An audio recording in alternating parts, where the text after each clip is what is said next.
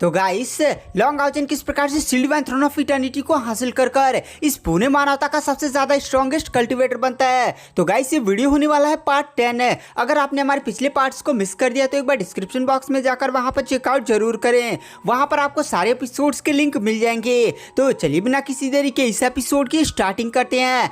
तो एपिसोड की स्टार्टिंग में मैं लॉन्ग हाउचन मास्टर यांग हायू साथ ही साथ मास्टर चैंग चिड़ियान को देखा था। ये लोग आपस में बातें कर रहे होते हैं, जहां पर हमें पता चला था कि हायू का 7वां और 8वां सर बाहर निकलने वाला है, यानी हायू इवॉल्व होने वाला है। और इस बार का जो हायू का इवोल्यूशन होगा वो बहुत ही ज्यादा खतरनाक होगा, क्योंकि जब हायू का 7वां और 8वां सर बाहर निकलेगा तो हायू जिस दुनिया में नहीं जाता है जहां पर उसके सर इवॉल्व होते हैं, वहां पर जितने भी अनडेड है, जितने भी क्रिएचर्स हैं, वो सारे लोग ही अपनी पूरी ताकत लगाकर हायू के इवोल्यूशन में बाधा डालेंगे। तो वही बात उसने लॉन्ग हाउचन को बताई थी। तो लॉन्ग हाउचन ने भी कहा था कि मैं तुम्हारी पूरी तरह से हेल्प करूंगा।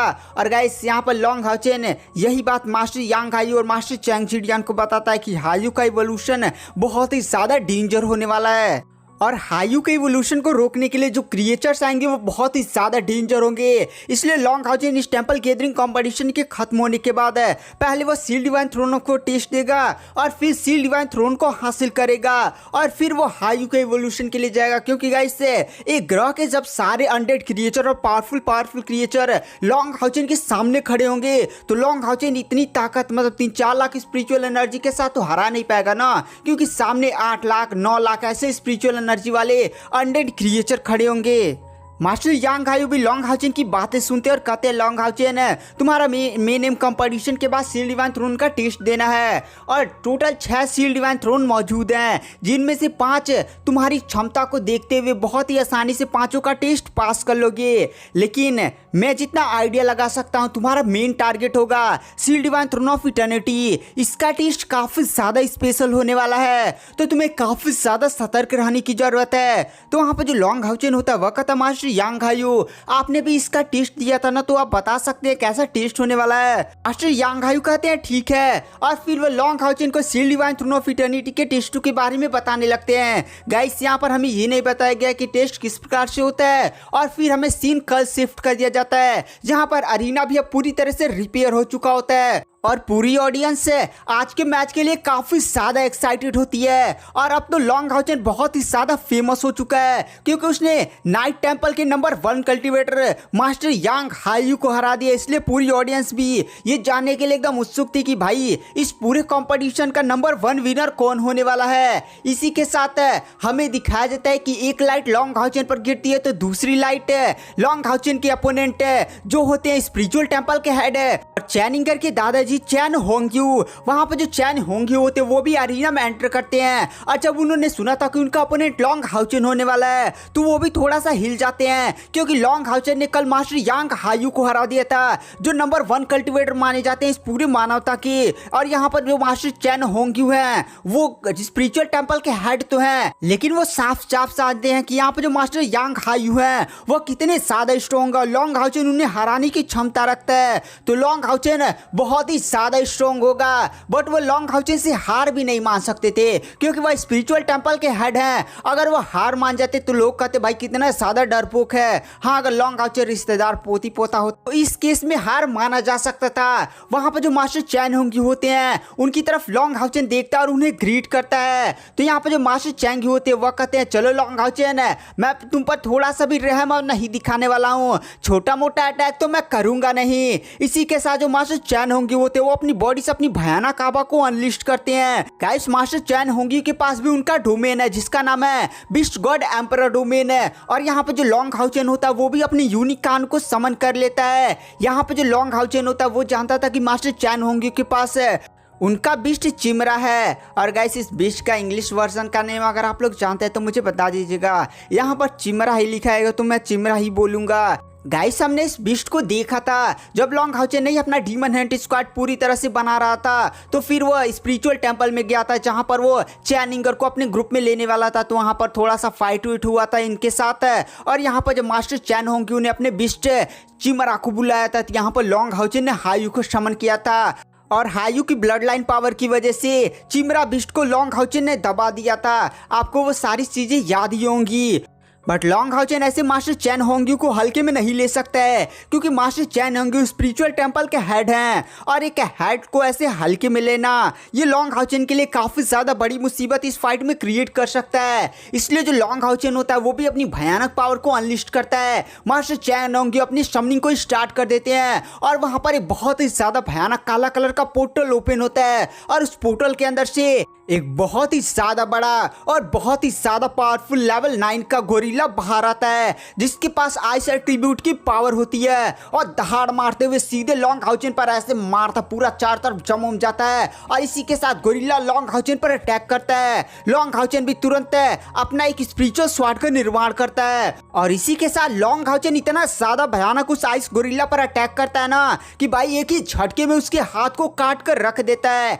और गाइस यहाँ पर लॉन्ग हाउचेन ने गोरिल्ला को जान से नहीं मारा था, क्योंकि लॉन्ग हाउचेन एक अच्छा सच्चा बंदा है ना, इसलिए यहाँ पर उसने केवल हाथी को काटा था और हाथ काटने से कुछ होता नहीं है। यहाँ पर ये एक समनिंग बीस्ट है, ऊपर से लेवल 9 का काफी ज्यादा स्ट्रॉन्ग बीस्ट है, जिसकी वजह से अपने अंगों को रिपेयर कर सकता है। कहने का ये मतलब है कि लॉन्ग हाउचेन उस गोरिल्ला को कुछ ही सेकंड्स के अंदर हरा देता है और वह गोरिल्ला भी गायब हो जाता है। यहाँ पर जो मास्टर चैन होंग्यू होते हैं वो भी लॉन्ग हाउचेन की इतनी ज्यादा भयानक पावर को देखकर काफी ज्यादा शॉक हो जाते हैं। उन्होंने सोचा था कि ये जो आइस गोरिल्ला वो कुछ समय तक लॉन्ग हाउचेन को रोक कर रखेगा और तब तक वो अपनी नई बीस्ट की समनिंग को कंप्लीट कर लेंगे।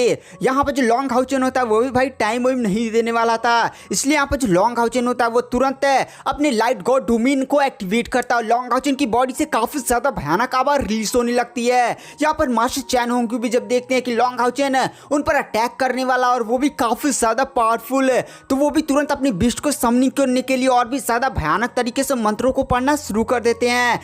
वो अपनी समनिंग को काफी ज्यादा तेज कर देते हैं। यहाँ पे जो लॉन्ग हाउचेन होता है वो लाइट गॉड डोमिन का एक काफी ज्यादा भयानक पार्ट का यूज करता है और एक बहुत ही बड़ा स्वॉर्ड स्लैश मारता है, आसमान को चीरता हुआ सीधे वो बड़ा सा स्वॉर्ड स्लैश मास्टर चैन होंग्यू की तरफ बढ़ने लगता है। मास्टर चैन होंग्यू भी तुरंत अपने विश्व गॉड डोमिन को एम्परर को एक्टिवेट कर देते हैं, जिससे उनकी भयानक पावर बढ़ जाती है और उनकी समनिंग कंप्लीट हो जाती है और उनके विस्ट चिमरा प्रकट होता है। और गाइस इस बार जो चिमरा प्रकट होता है वो बहुत ही ज्यादा भयानक होता है। लॉन्ग हाउचेन ने चिमरा बिस्ट को 4 साल बाद देखा है और इन 4 सालों में चिमरा बिस्ट और भी ज्यादा स्ट्रॉन्ग हो चुका है।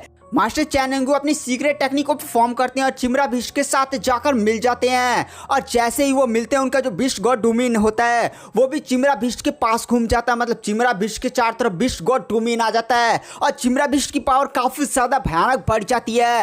लॉन्ग हाउचेन का वो स्वॉर्ड स्लैश जैसे चिमरा बिस्ट के पास पहुंचने वाला है, चिमरा बिस्ट अपने मुंह के अंदर से 4 सिरों वाला है चिमरा बिस्ट था, तो 4 बोल्ट को फायर करता है। ये जो चारों बोल्ट होते हैं वो जाकर सीधे लॉन्ग हाउचेन के स्वॉर्ड स्लैश से टकराते हैं और सीधे लॉन्ग हाउचेन के स्वॉर्ड स्लैश की धज्जियां उड़ा जाती हैं। वो भी लॉन्ग हाउचेन भी जब चिमरा बिस्ट की इतनी ज्यादा भयानक पावर को देखता है तो वो भी हिल जाता है। यहाँ पर जो चैनिंगर होती है वो भी अपने दादाजी की इतनी ज्यादा भयानक पावर को देख कर कहती है, दादाजी आपने तो बिस्ट कॉन्ट्रैक्ट फ्यूजन टेक्निक को सीख लिया, ये काफी ज्यादा अच्छी बात है, एकदम मजा आ गया देखकर। तो यहाँ पर लॉन्ग हाउचेन की टीम मेंबर्स भी बोलते हैं बिस्ट कॉन्ट्रैक्ट फ्यूजन टेक्निक है, तो वहाँ पर जो चैनिंगर होती है वो उन सभी को बताती है हाँ बिस्ट कॉन्ट्रैक्ट फ्यूजन टेक्निक है, ये हमारे स्पिरिचुअल टेंपल के सीक्रेट टेक्निक में से एक है जिसमें बिस्ट और समनर एक दूसरे के साथ मिल जाते हैं, जिसकी वजह से इनकी पावर डबल हो जाती है। तो वहाँ पर जो लिंगशुआन होता है वह कहता है अच्छा तुम लोग की टेक्निक कैसी है, तो वैसे चैनिंगर एक बात बताओ, तुम भी कभी ना कभी इस लेवल तक पहुंचोगी और तुम्हारा जो बिस्ट पार्टनर है मैकडल उसके साथ तुम मिल जाओगी, तब तो तुम एक सुअर बन जाओगी। तुम सुअर, तुम्हारा कान सुअर कैसा लगेगा मेरे को। नहीं तुम्हारा दादाजी का तो चलता है, क्योंकि तुम्हारे दादाजी का जो बिस्ट चिमरा है वो काफी ज्यादा बड़ा और तुम्हारे दादाजी उसके अंदर समझो छिप गए, उनका तो कुछ दिख नहीं रहा है, लेकिन तुम्हारा तो सुअर छोटा है, तुम्हारा कान ऐसे पक्का ही दिखेगा, नाक ऐसे सुअर हो जाएगा, तो काफी ज्यादा मेरे को हंसी आएगी। लॉन्ग हाउचेन के बाकी टीम मेंबर्स भी हंसने लगते हैं। चैनिंगर भी लिंगशुआन की तरफ गुस्से में देखती है और कहती है बहुत बोल रहा है तू, उठाकर सीधे पटक दूंगी। फिर गाइस सीधे हमें बैटल की तरफ दिखाया जाता है जहां पर लॉन्ग हाउचेन और मास्टर चैन होंग्यू के बीच चिमरा के बीच में काफी ज्यादा भयानक बैटल स्टार्ट हो जाती है। तो यहाँ पर जो लॉन्ग हाउचेन होता है वो भी अपनी यूनिकॉर्न की और भी पावर्स का यूज करता है और अपनी पावर्स को और भी ज्यादा बढ़ा लेता है, धड़ फाइट होने लगती है। जहाँ पर जो मास्टर चैन होंग्यू होते हैं वो एक और सीक्रेट टेक्निक को परफॉर्म करते हैं और अचानक से उनके सर के ऊपर साथ ही साथ उनके बीस्ट के सर के ऊपर भी हैलो बन जाता है, जिसकी वजह से ना उनकी पावर और भी ज्यादा बढ़ जाती है। इस हैलो को को देखकर वहां पर जो मास्टर यांग हायू होते हैं वो भी काफी ज्यादा शौक हो जाते हैं और कहते हैं ये तो एलिमेंटल ऑर्बिटल हैलो है। तो गाइस इस हैलो की खास बात यह है कि जब भी कोई यूजर इसे धारण करता है और किसी अपोनेंट के साथ फाइट करता है तो ये हैलो उसके अपोनेंट की स्पिरिचुअल पावर को धीरे धीरे कम करने लगता है, मतलब धीरे धीरे ऐसे एब्सॉर्ब करने लगता है, जिसकी वजह से ना सामने वाला अपोनेंट काफी ज्यादा जल्दी थक जाता है। लेकिन गाइस लॉन्ग हाउचेन के केस में ऐसा कुछ भी नहीं होने वाला है, क्योंकि जितनी तेजी से हैलो लॉन्ग हाउचेन की स्पिरिचुअल पावर को ऐसे खाएगा खींचेगा ना, उससे ज्यादा तेजी से लॉन्ग हाउचेन का जो हार्ट ऑफ इटर्निटी है वो रिकवर कर गाइस हार्ट ऑफ इटर्निटी काफी ज्यादा स्पेशल है। लॉन्ग हाउचेन थोड़ा सा भी थकता उगता नहीं है, धड़ाम दे फाइट करेगा, धड़ाम से उसका जो हार्ट ऑफ इटर्निटी उसकी स्पिरिचुअल पावर को रिकवर कर देगा। उसकी रिकवरी स्पीड इतनी ज्यादा भयानक है कि यह हैलो काम ही नहीं करता है, जिसकी वजह से लॉन्ग हाउचेन है फाइट में थोड़ा सा भी कमजोर नहीं पड़ता, धड़ाम धुड़ुम फाइट होती है। तो गाइस आप लोग का यहाँ पर क्वेश्चन हो सकता है कि लॉन्ग हाउचेन ने आखिर अपने बेस्ट हायू को यहाँ पर क्यों नहीं बुलाया, जैसे हायू आएगा चिमरा दब जाएगा। लेकिन गाइस 4 सालों के अंदर ये जो चिमरा बीस्ट है ना वो भी काफी ज्यादा स्ट्रॉन्ग हो चुका है और लॉन्ग हाउचेन भी कंफर्म नहीं था कि अगर वो हायू को यहाँ पर समन करता है तो हायू अपनी ब्लड लाइन की पावर्स का यूज करते हुए चिमरा को दबा पाएगा या नहीं। इसलिए लॉन्ग हाउचेन कहता अरे भाई क्या ही बार बार हायू को डिस्टर्ब करना। यहाँ पे जो लॉन्ग हाउचेन होता है वो अपनी भयानक लाइट गॉड डोमेन की पावर्स का यूज करता है और आसमान में एक जगह पर रुककर अपनी डोमेन टेक्निक का निर्माण करता है, जिसकी वजह से लॉन्ग हाउचेन की चारों तरफ ऐसे गोल सा ऐसे बवंडर नहीं तैयार होता और भयानक सा आसमान में बड़ा सा स्वाट का निर्माण करता है और सीधे उस स्वाट से एक काफी ज्यादा पावरफुल स्वाट स्लैश है। लॉन्ग हाउचेन की गाइस डोमेन टेक्निक का स्वाट स्लैश होता है, जिसकी वजह से ना आसपास काफी ज्यादा भयानक प्रेशर बन जाता है। लॉन्ग हाउचेन के डोमेन टेक्निक को देखकर आसपास के पूरे बंदे एकदम हिल जाते हैं, यहाँ तक कि मास्टर चैन होंगे ली सेंगजी ये लोग भी हिल जाते हैं कि भाई लॉन्ग हाउचेन ने भी अपनी डोमेन टेक्निक दिखा दी। अभी तक हमने केवल सायर के डोमेन टेक्निक को देखा था। लॉन्ग हाउचेन का डोमेन टेक्निक इतना ज्यादा पावरफुल होता है कि जैसे चिमरा के साथ टकराता है, चिमरा और मास्टर चैन होंगी दोनों ही एक दूसरे से कॉन्ट्रैक्ट फ्यूजन में थे ना, वो टूट जाते हैं और दोनों धड़ाम जाकर जमीन पर गिरते हैं। यहाँ पर लॉन्ग हाउचेन है अभी भी ऐसे स्वाड ऐसे ऊपर उठाया हुआ था, तो यहाँ पर जो मास्टर चैन होंगी होते वो हार को स्वीकार कर लेते हैं। और गाइस सबसे खास बात जानते हैं क्या है, लॉन्ग हाउचेन ने डोमेन टेक्निक अभी जस्ट ही सीखी है। जैसे नहीं यहाँ पर मास्टर चैनिंग ने अपने हैलो को बुलाया, चिमरा बिस्ट की पावर्स का यूज़ किया, कॉन्ट्रैक्ट फ्यूजन बहुत सारी टेक्निक यूज़ करते हैं। तो लॉन्ग हाउचेन ने इन सारी टेक्निक्स और पिछले फाइट्स का सारा एकदम बढ़िया से ब्यौरा और इकट्ठा कर लॉन्ग हाउचेन ने अभी फाइट के बीच में अपनी डोमेन टेक्निक का निर्माण किया है। लॉन्ग हाउचेन अगर ये किसी को बताता तो पूरी ऑडियंस ही विश्वास ही नहीं करती कि भाई ऐसा थोड़ी होता है। यहाँ पर गाइस जो चैन होंगी होते हैं वो थोड़ा सा लॉन्ग हाउचेन से नाराज लग रहे होते हैं कि भाई मैं बुड्ढा हूँ, एल्डर हूँ, तुमने कैसे मुझे हरा दिया। तभी पीछे से आवाज आती है बुड्ढे चल इधर आ। गैस सैनसुई पोपो होती हैं चैन होंगी की वाइफ, तो वहाँ पर चैन होंगी भी अपनी पत्नी को ऐसे बुलाता हुआ देखकर थोड़ा सा नहीं पत्नी बुलाती तो जाना पड़ता है। तो वहाँ पर जो सैनसुई पोपो होती है वो मास्टर चैन होंगी को देखकर थोड़ा सा जोर से हंस रही होती है। तो मास्टर चैन होंगी बोलते हैं अरे इतना भी ज्यादा मत हंसो, मैं ही बस लॉन्ग हाउचेन से नहीं आ रहा हूँ। वैसे मानना पड़ेगा लॉन्ग हाउचेन है तो पावरफुल है। लॉन्ग हाउचेन से वॉरियर टेंपल के हेड भी आ रहे हैं, साथ ही साथ नाइट टेंपल के यांग हायू भी आ रहे हैं। तो भाई मैं भी हार गया, चलो अब चुपचाप चलते हैं। और गाइस आप लोग का एक क्वेश्चन होता है कि लॉन्ग हाउचेन के पास एक स्पिरिचुअल स्टोव था जिसका नाम एटिंग था, आपको याद है? वो लड़की वाली स्पिरिचुअल स्टोव वो कहाँ गई? इधर तो वो दिख उक नहीं रही है। दरअसल जब डेमन गॉड एम्परर ने लॉन्ग हाउचेन को जान से मारा था तो यहाँ पर एटिंग को भी काफी ज्यादा थोड़ा सा नुकसान हुआ था, जिसकी वजह से जब लॉन्ग हाउचेन होश में आया ना तो समझिए एटिंग है अभी डीप स्लीप में है। वो अभी लॉन्ग हाउचेन उसको जगाए उगाएगा ना, तो थोड़ा सा मुझे यहाँ पर नॉर्मल में लिखा हुआ इसके बारे में मिला तो मैंने सोचा आपको बता दूं। तो फिर गाइस से जो नेक्स्ट मैच होता है वो सायर और मेज टेंपल के एक मैजिशियन के बीच में होता है जिसका नाम होता है मोबू। और मोबू एक मेज टेंपल का एक काफी ज्यादा स्ट्रॉन्ग एल्डर था। तो गाइस आप लोग का एक क्वेश्चन हो सकता है कि भाई इस टेंपल गैदरिंग कंपटीशन में वीपन लेकर फाइट नहीं करना है तो सायर कैसे अपना दरांती उरांती लेकर अरीना में पहुंच जा रही है? तो गाइस सायर एक असैसियन है और असैसियन बिना चाकू और दरांती के लड़ेंगे नहीं ना, अब सीधे सायर जाकर मुक्की मुक्का मारेगी क्या किसी को। तो गाइस मेस टेम्पल का म्यूजिशियन एल्डर मोबू और सायर एनीटा में उतरते हैं और दोनों के बीच में फाइट स्टार्ट हो जाती है। लेकिन यहाँ पर जो मोबू होता है उसका थोड़ा सा एडवांटेज था, क्योंकि भाई उसके पास टेलीपोर्टेशन की पावर थी। धड़ाधुड़ जिस सायर उसको मारने के लिए आ रही थी गायब हो जा रहा था, सीधे सायर के पीछे आकर अटैक कर रहा था, लेकिन सायर उसके अटैक को रोक ले लेती है। तो यहाँ पर लॉन्ग हाउचन और बाकी टीम मेंबर्स भी शौक थे कि भाई मेस टेम्पल में ये कौन सा मैजिशियन आ गया जो इतना ज्यादा स्ट्रांग है, सायर के साथ इतना बढ़िया से लड़ पा रहा है। तो गाइस ये बंदा कौन है इसके तो बारे में हमें नेक्स्ट एपिसोड में पता चलेगा।